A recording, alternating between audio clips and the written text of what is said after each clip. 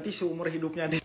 Izin stage ya, kenalin aku Tira ahli gizi yang ingin memberikan pendapat aku dan pandangan aku sebagai ahli gizi terkait dengan video sebelumnya, karena banyak yang nge-tag aku. Tapi sebelumnya itu emang anaknya lucu banget, Masya Allah, gemes banget. Nah, langsung ke pertanyaan pertama. Sebenarnya boleh nggak sih kita kasih menu yang sama setiap harinya ke anak gitu ya? Sebenarnya hal ini kurang direkomendasikan. Kenapa? Karena anak jadi kurang bisa explore berbagai bahan makanan, berbagai macam rasa dan tekstur. Nah, di fase MPASI selain kita memenuhi kebutuhan gizinya, juga kita memperkenalkan, kalau bisa sih memperkenalkan cara makan yang baik dan juga memperkenalkan berbagai bahan makanan yang beragam. Semakin beragam bahan makanan, semakin beragam juga zat gizinya. Lanjut ke pertanyaan kedua, sebenarnya kalau makan tanpa nasi boleh nggak sih? Boleh-boleh saja tanpa nasi. Karena sumber karbohidrat sendiri itu ada banyak, nggak cuma dari nasi. Kalau anaknya nggak mau makan nasi, bisa pakai yang lainnya. Nah, kalau di video tadi kan tulisannya ada jahe gitu ya, tapi itu salah. Nggak, aku kira awalnya memang ada jahenya, ternyata nggak ya, ada jahe, ada madu. Agak shock ya, umur setahun udah dikasih madu, ternyata enggak. Itu prank. Jadi di videonya, di menunya itu ada susu, ada telur gitu ya, terus ditambah apa sih, butter ya kalau nggak salah.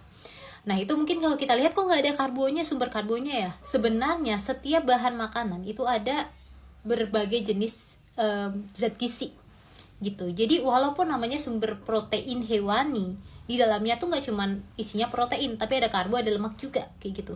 Nah, di protein hewani yang dipakai kan itu ada telur sama susu. Di susu itu ada karbonya, selain protein juga ada karbonya. Di telur juga ada karbonya, walaupun memang jumlahnya nggak begitu banyak.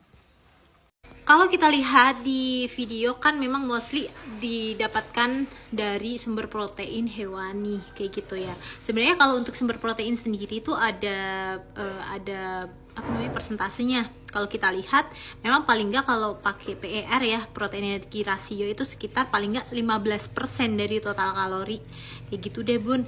Jadi kalau semisal mau kasih ya paling nggak 15% itu udah banyak loh. Jadi silahkan, tapi usahakan tetap seimbang.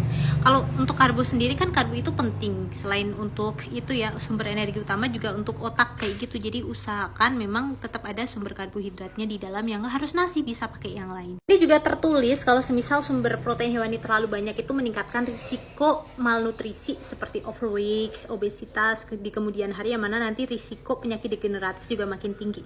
Jadi aku saranin untuk diperhatikan juga untuk persentasenya, dan jangan lupa untuk berikan makanan yang beragam. Nah, mostly dari kita kan melihat dari komposisi dari makannya. Kalau aku juga selain itu melihat dari